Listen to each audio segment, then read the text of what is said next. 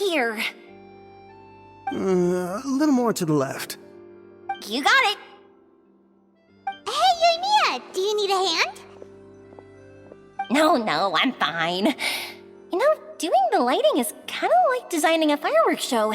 It's interesting to imagine what kind of atmosphere the lights will create. I heard that the Traveler will be operating the camera and Paimon will be the clapper loader, right? Those roles are just perfect for the two of you. Really? Is that because it'll be easy for Paimon to hold the clapperboard while flying? Well, sure, there's that, but that's not exactly what I meant.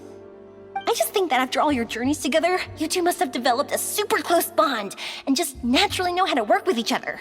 If I'm not mistaken, the director will want the cameras rolling as soon as the clapperboard goes clack. Oh, I see. It's amazing to see the magic behind filmmaking. Yoimiya, we need lights over there too. Oh, on it! I've got to get back to work. Chat with you later. Oh, it's exciting to see so many people working together to bring the film to life.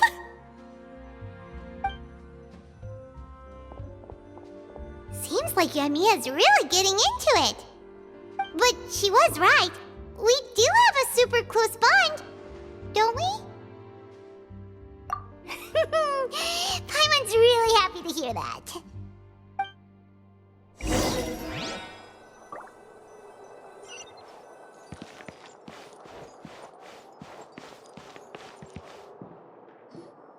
So, this is a real musket? No, it's just a prop weapon. Not bad. Have you seen a real musket before? Only in books and newspapers. I made this one based on the relative shape and proportions I saw in reference images. When we're filming, some special gunpowder will be applied around the muzzle, which will help create the flash and smoke effects of a real gun being fired. Which means it'll be up to the actors to portray the recoil. That's right. The sound effects for gunshots will also be added in post-production. Thank you, Veronique. I think I know where to start now. However, the musket's gears and firing pin could still use some work. Adding some wear on the metallic components will make them appear more realistic. Also, be sure to rub the muskets with some oil each time before we start shooting. That'll give the impression that the firearms have been well maintained. Good point.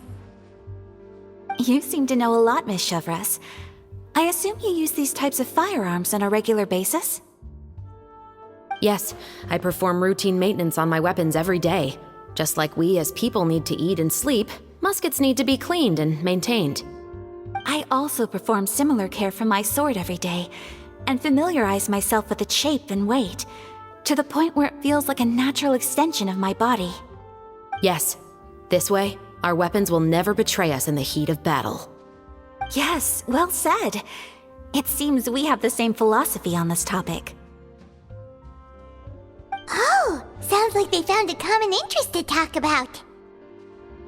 Though these props differ from the muskets I use, I can still give you some pointers. Good. I look forward to your instruction. First and foremost, never point the weapon at anyone, regardless of whether it's a real or prop weapon or whether you're holding it or it's on the table.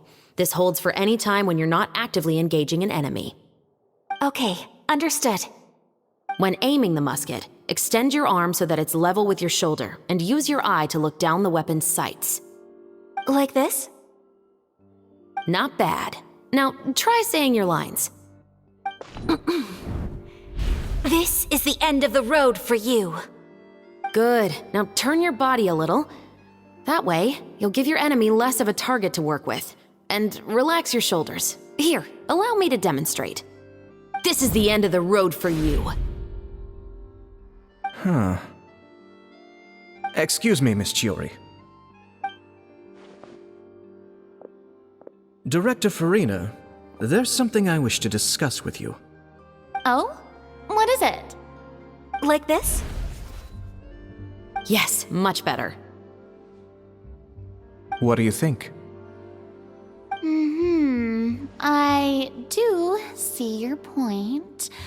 But are you sure you wish to do this? I believe it would be most fitting. Well, if you insist. All right, I understand. Miss Ayaka! Miss Chevres, could the two of you please come over here? Huh? What's going on? Are we gonna start filming now? Let's go see. What is it? I have a question for you, Miss Chevres. Would you be willing to play the role of a musketeer? What? To clarify, I would like to turn over my role to Miss Chevres. But brother... Don't worry, Ayaka. I actually view this as a good thing. I was becoming troubled trying to set aside some time to speak to the staff at the Palais Mermonia. I would like to have some conversations about the cultural exchange between our two countries, and I've heard that the bureaucratic process here can get rather complicated. Now, I will be able to focus on my work. Besides, you also know that I'm not really one for public performances. Are you really sure? From a director's point of view, I also felt like the relationship between the two musketeers in the original story could be improved. The older brother in the story plays the lead role with his overbearing character, but this causes his character to overshadow that of his sister, and the theme of the two supporting and relying on each other isn't conveyed very well. But if we were to change the siblings to two sisters of a similar age, then that aspect of the story might come through more clearly. Also, I've seen you instructing Ayaka. That cold and dignified personality is exactly what we need for the older musketeer. Of course, even with all these insights, the decision should still be made by Miss Chevres. Chevres mentioned that she really likes the story, right? Paimon bets that she'll take the role. All right, I'll take the role. Good. It's decided then. I'll get started on making edits to the script. We'll also need to make some immediate adjustments to the lighting, props, and costumes. I have a feeling that our adaptation will be even better than the original story. You're doing a great favor for me, Miss Chevres. You have my gratitude. Don't mention it. I like this character, so if anything, I should be the one thanking you. Well, since my brother is the one who brought up the idea, I suppose there's no need to worry. Let's go, Miss Chevres. I look forward to working with you. Please, just call me Chevres.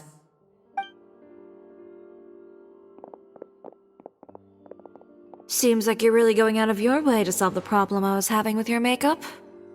Surely you jest, Chiori. I assure you that I was mostly motivated by a desire to spend more time on formal business. Oh, come on, you really think I'd buy that? According to what I've heard from Ayaka, her brother is someone who can juggle 10 different matters at the same time. I'm sure you have other reasons for backing out. Perhaps. Ayaka always said she wanted to go out and see more of the world, just like the Traveler. But I feel that she needs not only to see other nations, but also to make some different kinds of friends. I think it would be harder for her to make new connections with me constantly by her side. I would like to give her some space. Alright, go on, spoil her some more. Ayato! It's too bad you're stepping down from the role. Paimon really wanted to see you act as a musketeer. No need to poke fun at me. I'd wager that you also felt that I wasn't the best candidate for the role. It's a little hard for Paimon to imagine you saying those lines. Yes, I've made an appointment to meet some people from the Palais Mermonia. Now, I will have some more time to prepare. Traveler, get the camera ready. Paimon, get the clapperboard. Actors, to your positions. We're about to start shooting the first scene. Go on now. And please take good care of Ayaka. Yep, don't worry. Thank you. I look forward to seeing the film when it's finished.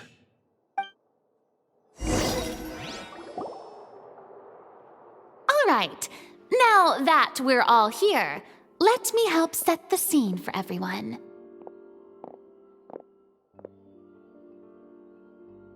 The first scene takes place when our two main characters are still living at the Baron's estate.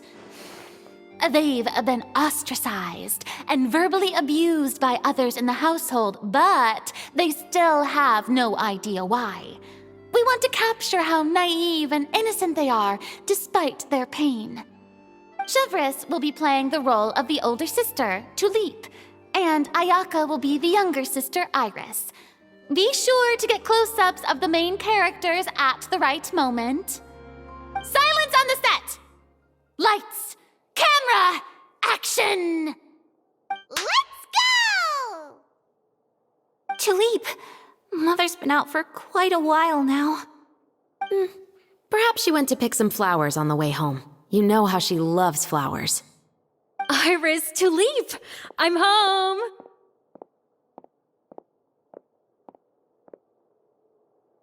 Mother! You were out for so long, we were beginning to worry about you. I'm sorry, but I'm back now, safe and sound. Here, I brought your favorite treat, apple turnovers. Mother, what are those bruises on your hand? Huh? What bruises? Oh, I must have bumped into something while I was working yesterday. But I didn't notice them this morning.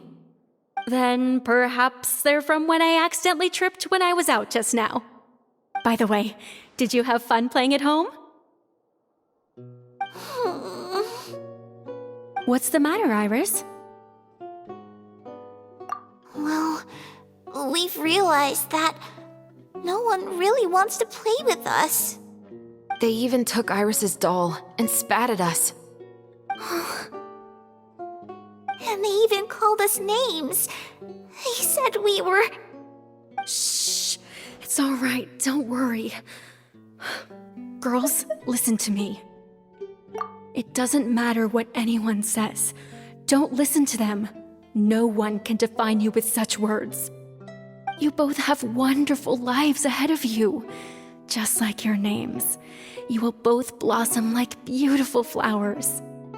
Maybe your time to blossom hasn't quite come yet, but one day, you two will bloom more beautifully than anything else. Don't let the soil you're in now ruin your future beauty, understand? My dear daughters. And cut! Not bad. The actors' emotions were all on point. Let's keep that take. Also, if our clapper loader could avoid shouting at the start of the scene next time. Oh, got it. Great. I was a little worried that my nerves would get the better of me. What about you, Chevres? I felt fine. The lines weren't too difficult at all. Seems like Farina must have adapted the role nicely. You two were great. I couldn't tell it was your first time acting in a film. You should have more confidence. Thank you for your encouragement. Positions, everyone! We'll move on to the next scene after we try a few more camera angles.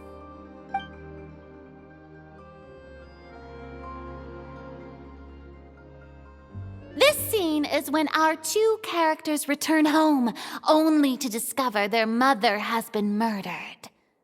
Ready? Lights! Camera! Action! Mother, we're back! Mother?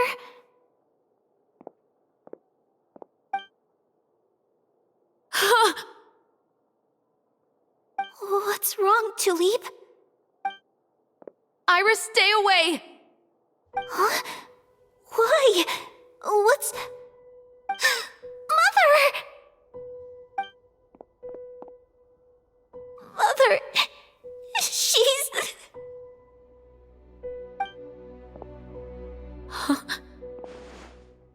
There's poison in this cup. Huh? I could have sworn I've seen this kind of cup before. Those aristocrats. They didn't even try to cover up their actions.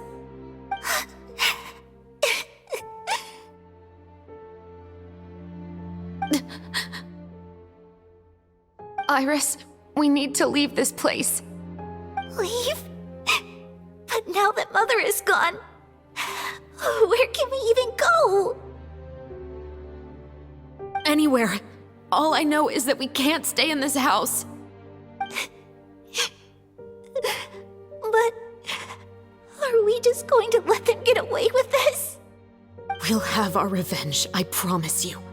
Just not right now.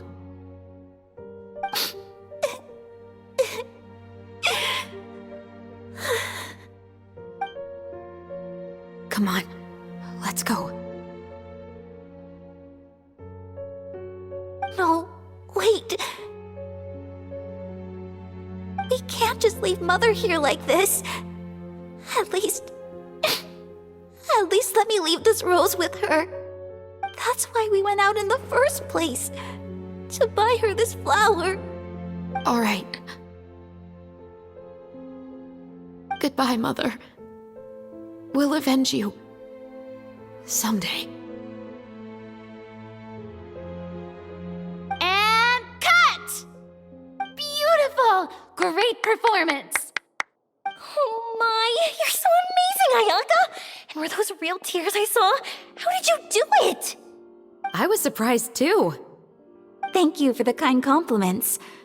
Actually, as soon as Director Farina said action, I told myself not to think about anything. I just felt the weight of the moment and became the character. It's quite similar to practicing the art of the sword. You clear your mind and focus only on what's happening in front of you. Ayaka's performance was amazing. Have I discovered an acting prodigy? Pipe down, everyone! We need to move on to the next scene!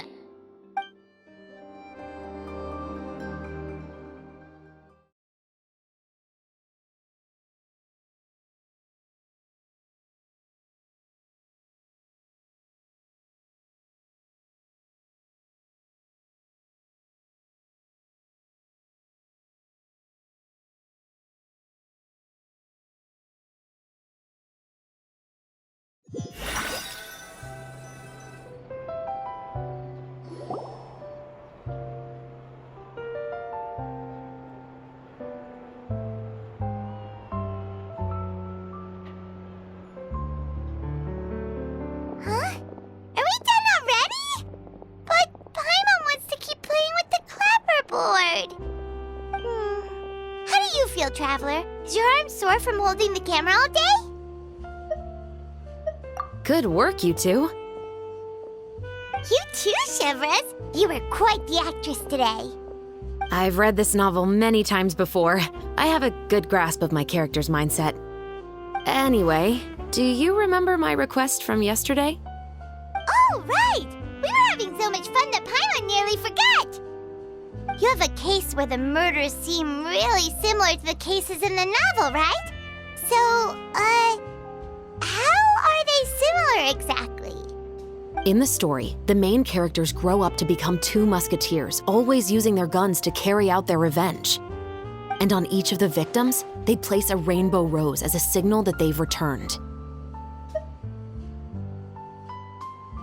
Yes, that's correct. We found rainbow roses just like in the novel. Seems like you're connecting the dots now. Oh, that does sound pretty concerning. Especially after seeing the script today. Oh, now Paimon can't stop wondering what kind of ulterior motive the murderer might have. What do you think, Traveler? You're smart. Paimon wants to hear your thoughts. Good. On behalf of Fontaine's Special Security and Surveillance Patrol, thank you for your dedication to justice. There's no time to lose. We should start investigating right away. Follow me. Huh? Right now? But we just got done filming all day. Paimon's so tired. The most valuable intel always comes after nightfall. They are like small, remote islands in the middle of the sea. If you don't stay vigilant, you will pass right by them in the fog. That's how one of my favorite books always puts it, at least. So, where are we going right now? Let's start by checking out some workshops that sell mechanical components. If the culprit is making their own weapons, it's very likely that they'll visit those sort of places.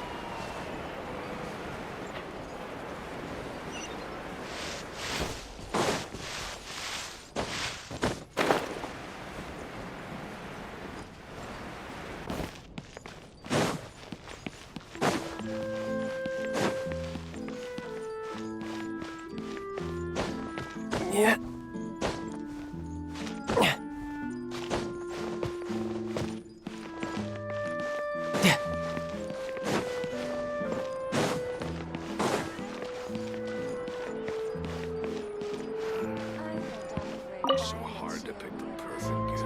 Welcome to Le Show's Clockwork Workshop. How can I help you? Hello. I'd like to know if anyone has purchased some special components lately. Special components? Sorry, could you be more specific? I mean the kind of components that aren't typically used for clockwork toys, but for firearms. Huh? For firearms? No, we don't sell those sort of things here. Don't misunderstand. I'm not here to cause any trouble. We are merely investigating a case, and we're hoping that you could cooperate. Well, to be completely honest, I'm not even sure what kind of components that would entail. Has anyone ever purchased components here as an individual rather than on behalf of an organization? We have a lot of customers who buy toys, but those who buy components are all regular customers who buy in bulk on behalf of their organization. Is that so? I understand. Thank you for your cooperation. You're welcome. It's the least I can do.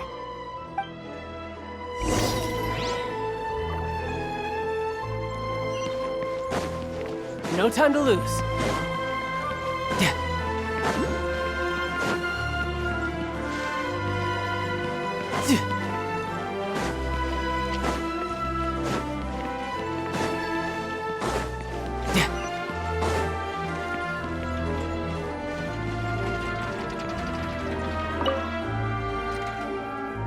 Oh, hey, Chevres.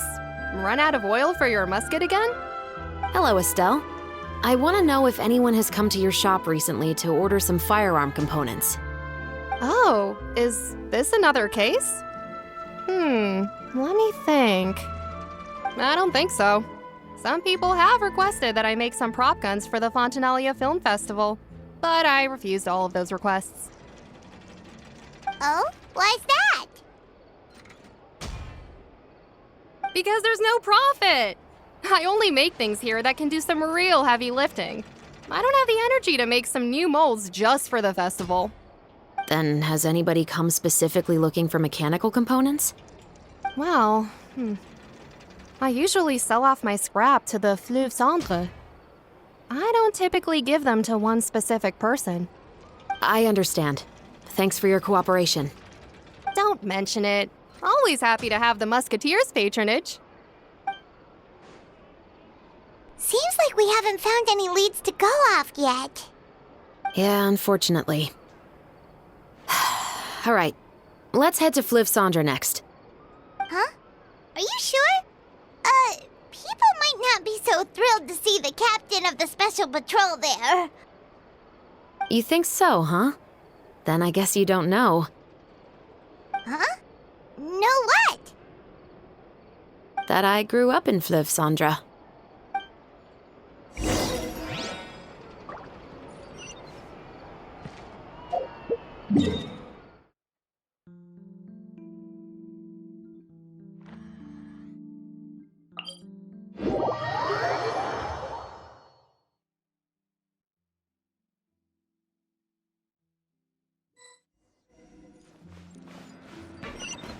No time to lose.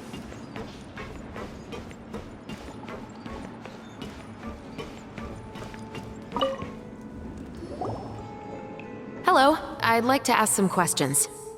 I don't know anything. Don't worry, I'm not here to arrest anybody. You say that now. It's the truth. Here, take this as my guarantee. Wait, did Paimon just see what she thinks she saw? Is the captain of the special patrol bribing a citizen?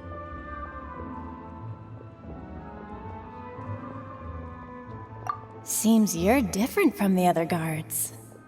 What do you want to know? Have you heard anything related to muskets in Fleuve Cendre lately? Anything at all? Muskets, huh? All I know is that about 2 weeks ago, we started hearing some loud noises at night. So loud that it's been waking me up. Were they gunshots? Possibly. It's hard to tell around here. Someone's house collapsing, a pipe exploding somewhere, it's all the same. But the noises I'm talking about definitely happened after I fell asleep. Do you know where the noises were coming from? I don't remember clearly. Is it that you don't remember, or that you need to think about it some more? You tell me. Then please, think about it some more. She's giving her even more Mora! The noises came from the end of the Southern Waterway. I came out and had a look for myself when I wasn't sleeping well, but I didn't dare get too close. That's all I know. All right, I'll take your word for it. Thanks for the pâte de fruits.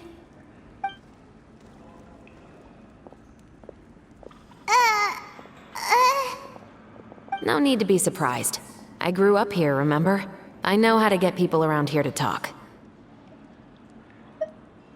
My apologies, I'm all out of sweets. Though I do have some other tempting snacks in my custody. Fries, fried chicken, and even onion rings. But taking care of junk food is my responsibility. You're better off sticking to your normal, nutritious diet. Now then, let's keep going.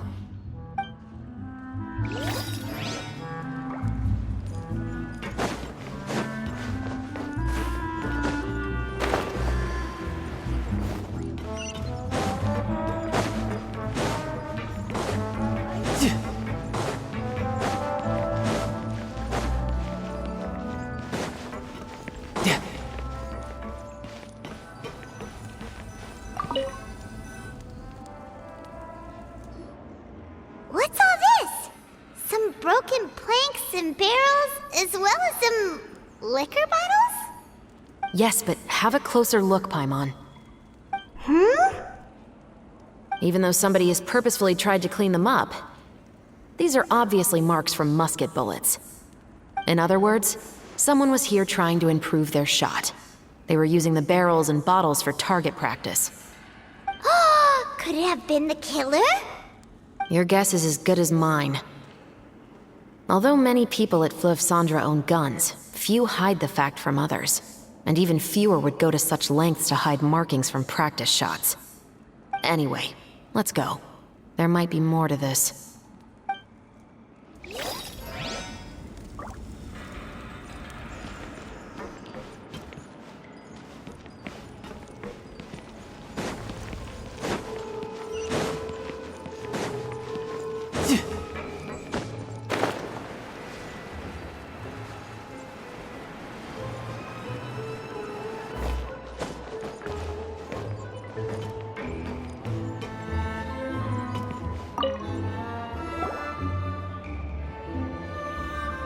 It's been a while, Tetro. Please, just get on with your request. I want to know if you've heard anybody talking about muskets lately. Information isn't free, you know. I've heard that bandits have been extremely active in the countryside recently, and they've been affecting the delivery of goods to Poisson. I can allocate some more manpower to help out with that problem. What do you say? You're still as helpful as ever. One of our men got drunk at dinner about a month ago and lost his gun. 3 days later, it turned up in the corner here. What's weird about that? He just forgot where he put it, right? This is Fleuve Cendre, my friend. Anything of value left in the tavern won't ever make it to the next day. But that gun turned out to be an exception. It didn't get any new wear and tear on it, and didn't even appear to have been fired.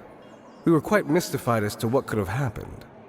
I suspect it came back because the weapon was already known to the guards. You mean, a criminal was afraid the Marechaussee Phantom would use the shot marks to track them down? Maybe. But if that's the case, the culprit really took great care to avoid getting caught. I didn't say anything about a criminal. In Fleuve Sandra, knowing who was killed is as easy as knowing what clothes you're wearing today. It's the guy living in the east side, isn't it? I've never liked him. Every time he's here, he just orders a drink and sits there with a nasty look in his eyes. So, who was the one who lost the gun in the first place? Don't bother. Even if you ask, he wouldn't admit to owning a gun to some strangers. Not to mention the captain of the Special Security and Surveillance Patrol. He's right. I know you grew up here, Chevres. Even though you're on good terms with the Spina, you've still been gone too long. Not many people know you here now, and a lot of people don't like the Special Patrol. I know. So take my advice and don't show your face too much around here. It's for your own safety. I'll come and go as I please, and I'm afraid I'll be appearing more often due to my work. All right. Don't say I didn't warn you.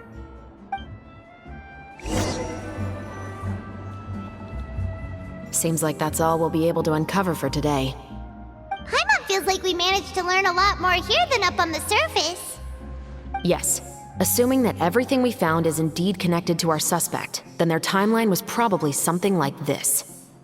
A month ago, our suspect found a gun and took it home to disassemble it. Once he'd figured out its mechanics, he brought it back.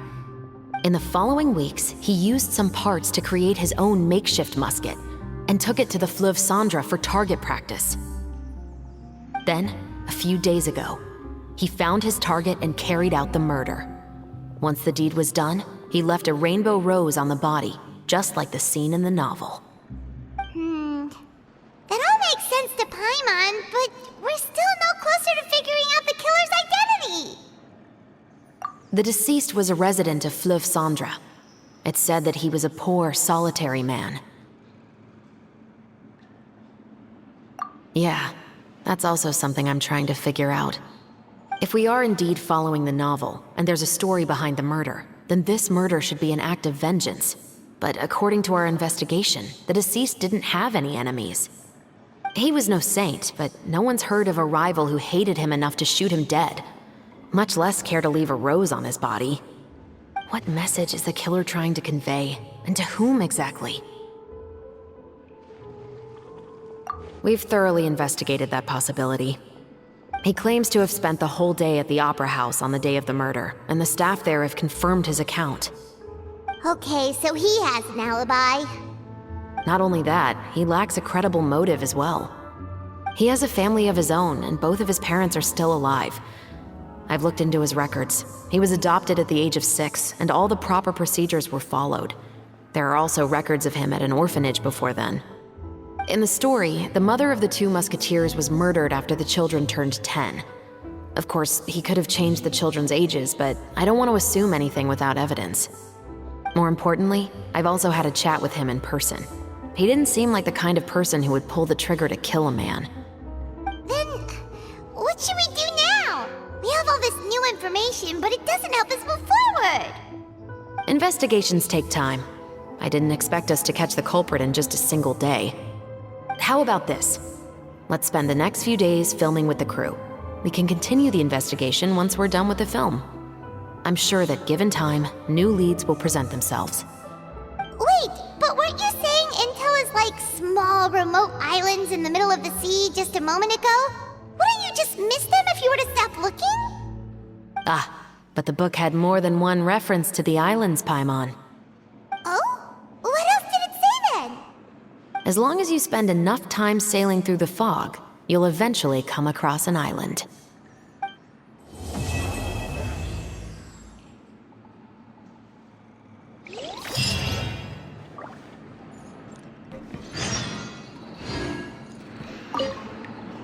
What?